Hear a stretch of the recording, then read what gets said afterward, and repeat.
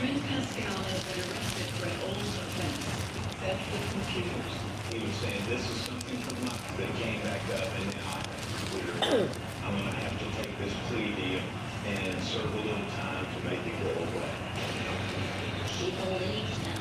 She loved him, and she believed what he said. Did you do it or did you not? And I kept pressing him on that. No, this was an old charge. They trumped it up. They don't have anything. Then why aren't you fighting? So he went to prison. Trent's plea agreement means 18 months behind bars. Here I am taking my pregnant daughter to visit someone in prison. That just was foreign to me. No one that I knew had ever been arrested, been in jail. He was in state prison when the baby girl was born. She was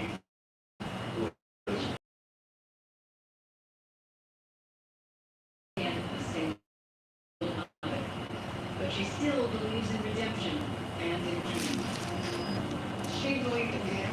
She knew his true character, and she felt that he deserved to be treated and felt like he was a normal human being, just like everybody else. And people make mistakes, and she was able to forgive him, so everybody else did too. Mikey told Savannah of his concerns, but she disagreed. I really never had a good faith in his character. And Savannah held that against me. Several times we had harsh words. And she says, you just never gave him a chance. I said, he never gave me a reason to. Once Trent is paroled, he embraces the second chance Savannah has given him. He's working as a subcontractor. He's making good money. He's working steady. That's what she based it on. She believed that he was changing, that he was straightening up for her and the family. I figured, it's her life. She knew what she was doing.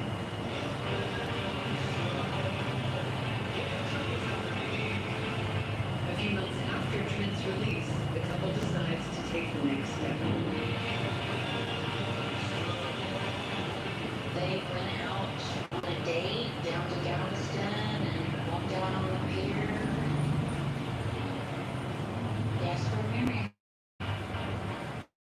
She wanted to marry the man parents, and that's who Trent was. I worked hard to convince myself that this was going to work out. She was our daughter. We gave her the wedding that she dreamed of. Mike tried to get her to elope.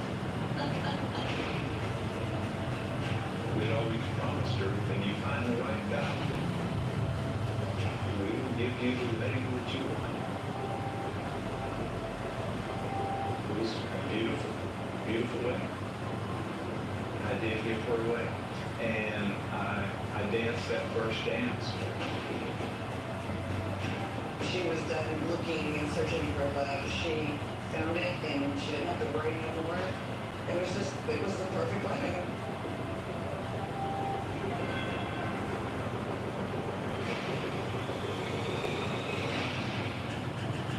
And a perfect couple deserves a perfect home. We helped them get this house built down in Lamar, and they moved down there. And she really liked it. He said he liked it. That's what they wanted. If you asked what a typical family of four would be like, that's what it would be like.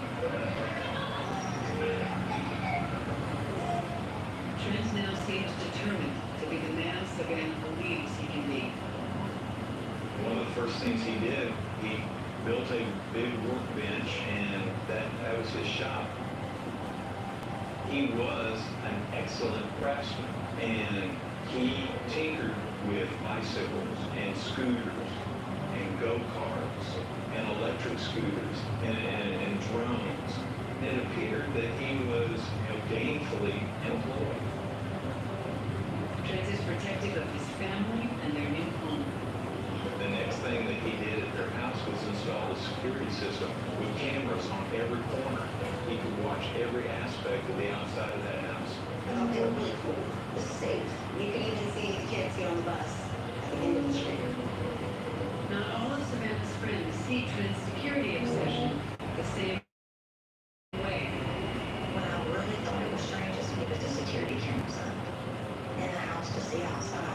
street.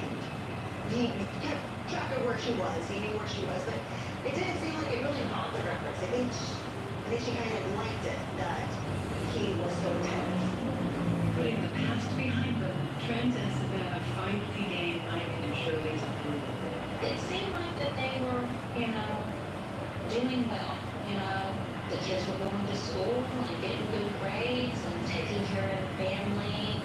They talked, they played, they joked. It seemed like everything was normal, was happy, like every other couple. Trent has proved his critics wrong by becoming a great dad, a loving husband, and a good provider. With her home life settled and the kids at school, Savannah turns to the next chapter in her life. She posts her makeup tutorials online and discovers her passion for making herself and others look good, offers a surprising career option. A funeral home. She loved it. She enjoyed taking care of people, preparing them for the service. She took great pride in that. We know our gifts and our talents, and makeup is not mine. But makeup, the hair was Savannah's. And she got a lot of praise from families would say to me, oh, my mom was great. Savannah has found a calling and growing confidence after changing her image. The 18 years older Trent does not find his wife's success easy to take. He was very just not happy about it at all. The increasingly successful Savannah makes new friends and enjoys her colleagues, including men. Trent is jealous.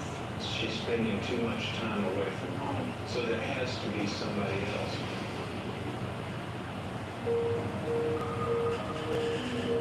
In 2020, the pandemic means that Savannah finds her talents at the funeral home are in high demand. During the pandemic, the amount of funerals increased, and there were a lot of days where Savannah would have to work nights for visitations. It wasn't just an 8 to 5 job. It was supposed to be 32 hours a week. They would call and say, can you come help us with this? She was a team player. She said yes.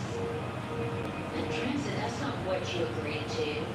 Don't they have other people that can do that? Why do you have to go do that? Exactly. And Savannah would say, because we're a team. That's what I want to do. He viewed it as she was spending too much time away from home. She's not tending to his needs and his wants.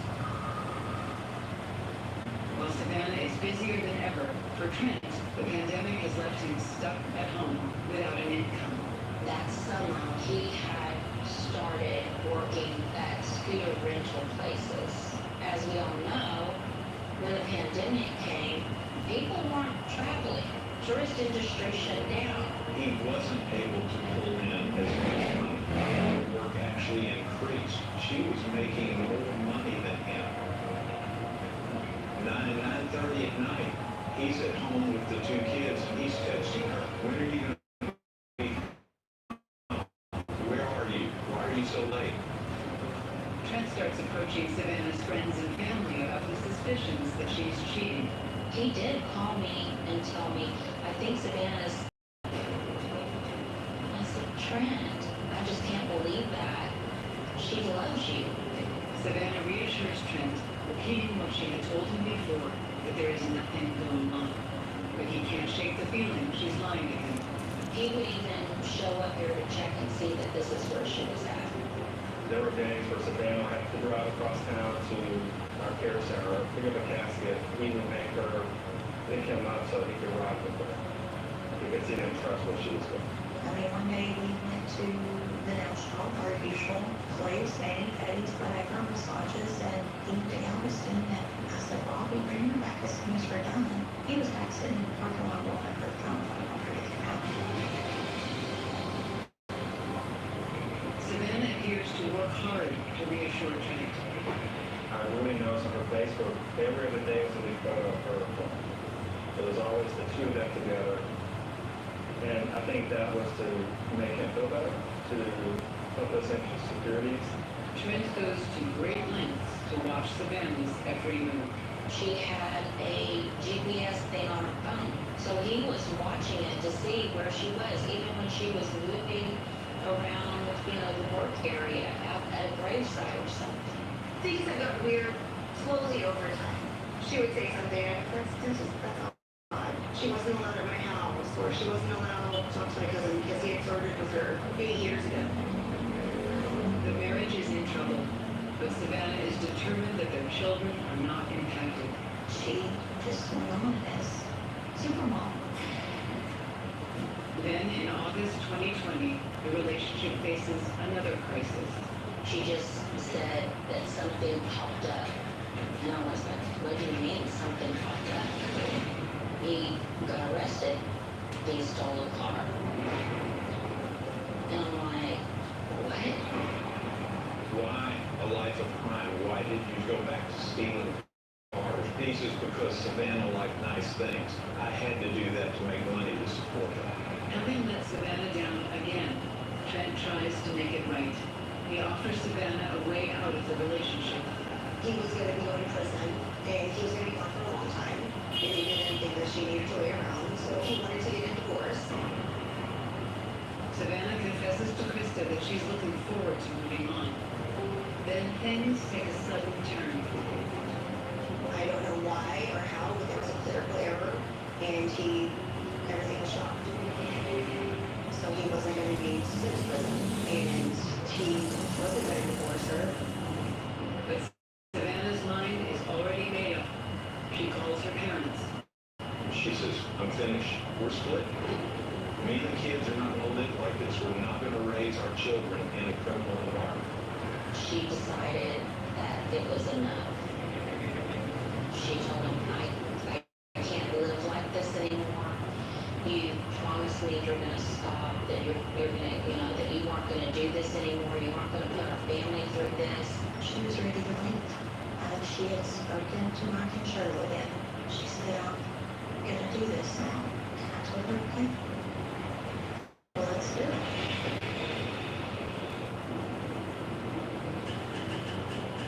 Fed up with her husband's inability to change, Savannah Pascal begins to make secret plans to leave Trent. Things were about to take a disturbing turn.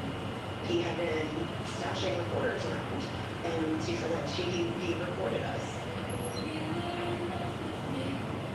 And that's how he knew that I was telling her that she needed to leave, that she needed to get the kids out of there.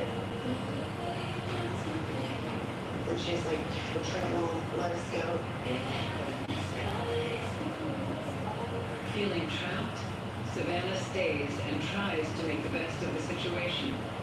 There's a special day coming.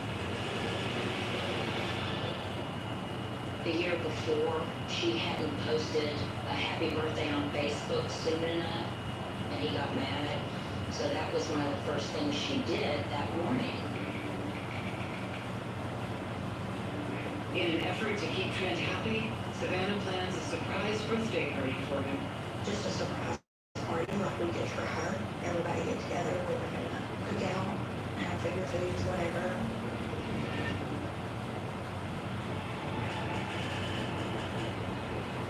At 9 o'clock, Savannah heads into work. There was a service going on in our chapel that she was in there assisting the director with the Facebook Live. I was in another room, and all of a sudden she runs out the hallway and she's saying, I gotta get home. As she's driving home, Savannah reaches out to her mom. Trent won't let go of the idea she's having an affair. She called me and said, Mom, it's really bad. Apparently Trent had called her, and that's when he confronted her about having an affair. She, said she did. And he said he had a gun and with a bullet.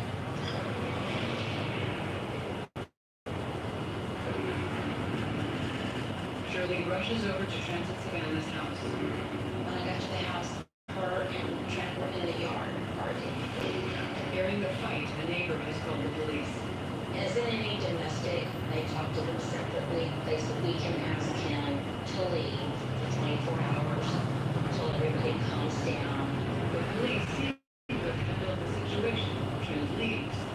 Savannah's next instinct is to check on her children. She went up to the school to make sure that Trent couldn't check them out. At 11:30, Trent returns to the house and records a video. I'm recording this because I want my daughter to know that I love you. After checking on her children, Savannah heads back home with her mom. Always keeping an eye on the security cameras, Trent sees them arrive. We went in the house, and she directly went to the video camera. And I asked her, I said, what are you doing? And she says, I'm looking to see if he came back. I said, okay. I said, well, I'm gonna go to the restroom.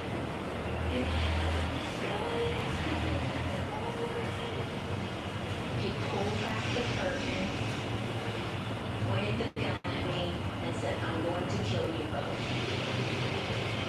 And then we just walked here, over the door. I was pushing it, just screaming at him to stop, please stop, stop. And after a few seconds, I guess he did. He confronted Savannah here, face to face, where you think you're going, What do you do? and fired the first shot. Because once I heard the first gunshot, I ran out and I ran to the door. Savannah turned and ran, heading towards the bedroom, trying to seek safety. Thought was to go get, but it's like, I did get the door open. And I was like, I gotta go get help. As she ran across the living room, he fired another shot. That shot hit her in the back. Ran 2 doors down where the state trooper lived and just started banging on the door and saying, help, he shot her, he shot her. As he stepped around the corner, Trent was leaving in the truck. And we just ran down here and ran in the house. She rounded the corner here, and we could see the blood trail. Their bed was located here, so she fell at the foot of their bed. She was already gray. I got no response. I talked to her and there was no response. Of course, they called 911. I got a call from Shirley screaming that he shot her, just absolutely frantic. And that the paramedics were there already, but she had said that Savannah was already blue. And she didn't know if she was going to make it, and she would give me a call back. Savannah is rushed to the hospital. After some time, the doctor came in and said that she had passed, that they had done everything she could, but there was too much damage.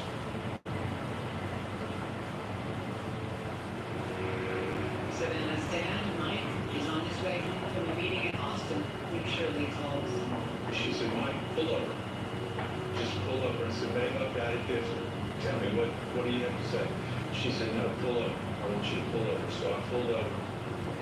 And she told me, and I'm glad I did, but my instantly got sick to my soul. I felt very helpless. I wasn't there to help my daughter. I wasn't there to protect my daughter. I wasn't there to comfort and support my wife. My personality, I'm a fixer. You give me something, I fix it. And you give me a problem, I put it back together. And here, I just felt so totally useless, so totally helpless. And I almost lost both of my girls. I was 200 miles away. That still weighs on me. This is one thing that honestly haunts me. Later that day, Shirley and Mike tell Savannah's 12 and 7-year-old children that their mom isn't coming. How am I going to tell the children? The children were just playing and we had to call them in. And we told them that, you've heard your mom and dad fighting, because they had told us that they had heard them fighting. I said, well, it got really bad today and Daddy hurt Mommy and she died. And Probably one of the hardest things we've ever had to do.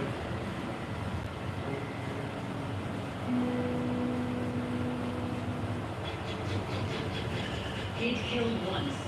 Would he do it again? Trent Pascal has shot his wife dead and is now on the run. We knew that we had a victim that was shot. We knew that we had a gunman that was on the loose. It's still on.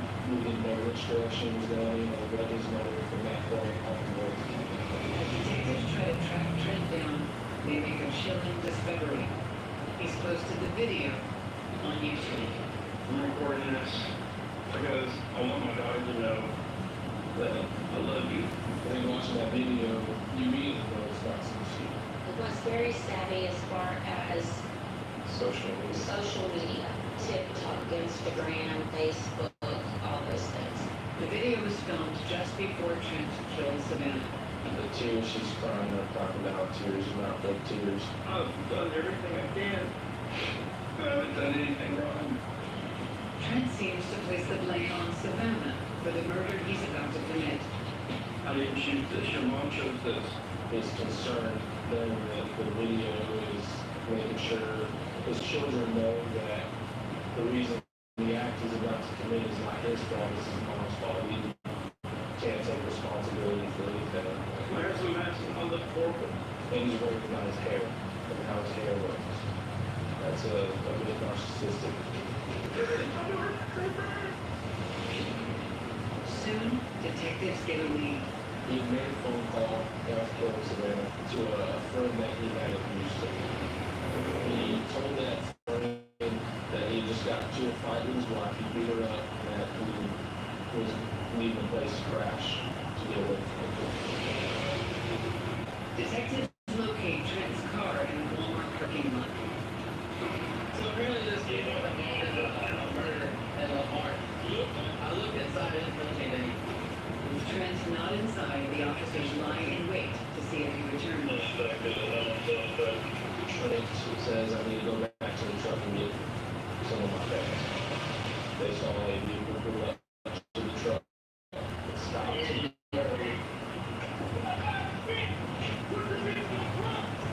Shows that he's initiated a traffic stop on that vehicle. Trent exited the vehicle with a firearm in hand and pointed at the officers.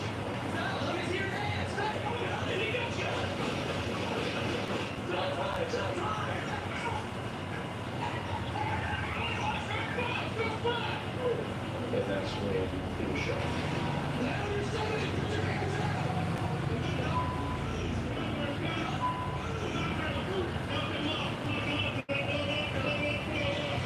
I think he committed suicide. It made it clear and evident that he had no intentions of trying to usurp justice in jail. He almost got me, bro. Well, we don't, yeah. That's not what you do. You shot me. I wanted to see me coming. Okay. He wanted what some might say the easy way out of things. No, then that John shoot me. Hey, let's take it. Trent's injuries aren't life-threatening. All right, sir. What happened, man? Well, the streets were shot. Okay. And when I told him, I thought the streets itself. Trent is charged with murder, but after recovering, to the amazement of police and Savannah's friends and family, he is bonded and released. He was up on murder charges, assault charges on her, felony possession of a gun, fled the scene, and they saw fit to bond him out and legally release him 3 separate times. He's ordered to live at his parents' house and wear an ankle monitor. With ankle monitor where they would have a home base at his parents' residence. But Trent has no intention of staying put. He had some swelling on the legs and feet when he was given an ankle monitor, unbeknownst to everyone, because of the swelling. As it went down, he was able to slip that ankle monitor on and off. On April 13, 2021, Trent goes a step further. Something clicked to him and he said, it's not for me to get going. That's when he went ahead and went to a car dealership in Houston for a test drive. And during the test drive, he pulls out a rifle, robs him of the vehicle, and lets the car salesman get out. At that point, the chase is on. Fred in high school. He was Savannah's husband. He's charged with murdering his wife in Lamar, but he's nowhere to be found. the run, Trent Pascal is using TikTok to taunt Mike and Shirley. He was posting things driving around downtown Houston. He actually had met a girl on TikTok, and they spent the weekend in Galveston. She was posting live videos of places they were in Galveston. When we get video of him, we're always one step behind. Trent was then able to escape to a different world with a different name.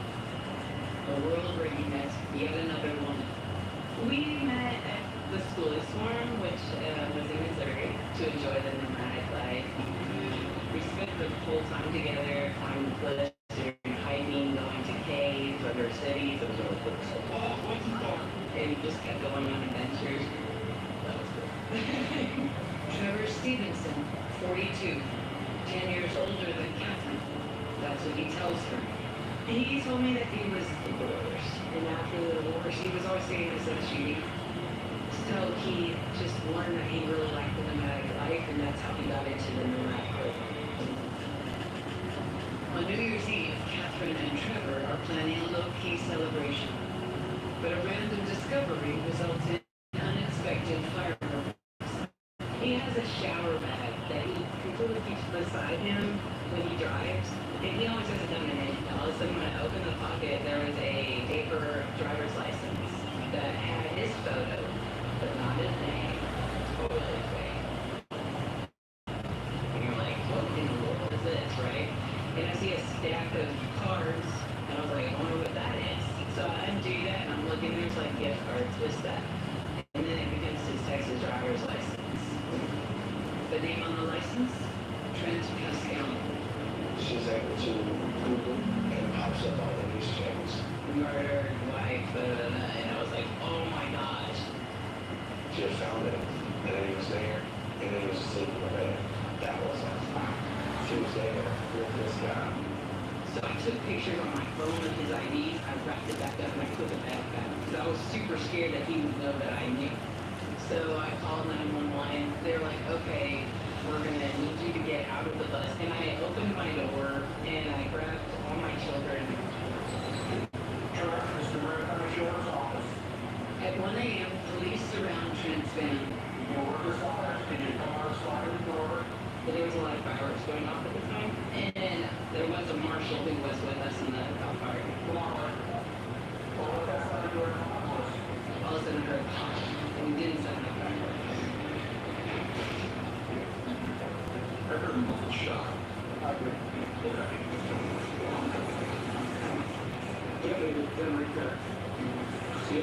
Trent Pascal, a.k.a. Trevor Stevenson, has taken his own life. I immediately started crying my eyes out.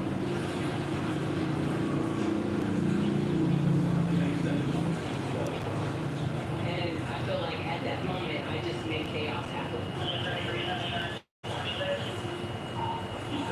The cop kept telling me you shouldn't be crying over him. And I was like, I don't know him any other way. It hurt me a lot. He wanted to make me happy. It's just super weird. For him to be such a psychotic murder dude but be so loving and kind at the same time. It's hard to put those two factors together. Since recording this interview, Catherine has passed away. In Texas, Shirley and Mike Kitchen are welcoming in the new year with their grandchildren. It was probably a little before 2 o'clock in the morning, New Year's Day. Just randomly, my phone buzzes. It's a text message. And Shirley's, who's texting at 2:45 in the morning? You know, what's going on? And so I looked at my phone, and it was the detective in the alarm. And it just says, we got it. Although Trent's death means their long nightmare is finally over, for Savannah's family and friends, it's no comfort. I sit there and think about what was going through her mind as she was laying there dying by the hands of the man she loved. see her blossom in the life that she was building for herself. It's not fair that we don't get to see what Savannah could have done. I think the incident is far too capable of happening to anyone out there in the world, and it's kind of scary to think that one minute you can lead a loving relationship with someone, and the next is just, a nightmare happening there in front of the face of your life. In summer 2021, Savannah's family started fundraising for victims of domestic abuse and for the church camp where Savannah spent time as a child. We had over 200 people show up for this Memorial 5-day run. And this is a crowd of people. It was more than we ever expected. Savannah could light up a room. She would come in and talk to anyone. She could bring people in and make them feel a part, that they weren't an outsider. She was beautiful. She was intelligent. She was caring and compassionate. I miss her greatly.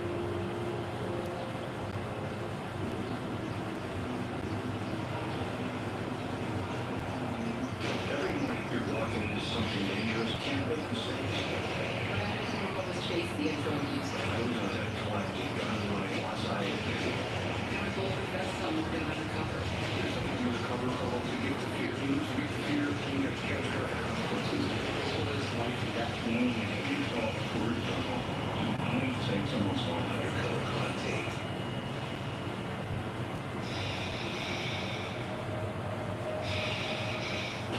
This is the honest first everything we came to fight. This is all going to happen really fast when we get there. Agreed. This season, unknown man. Country pretty frozen and deep. It's easy to get panicked and cataract. Thanks to an estimate, how many train those horses? As soon as we got out of the gate, we were going to the store. You can never underestimate a wolf. We're going to be building squash bags and tripwires. They're not lethal, but they are to deter. I've never seen this amount of snow.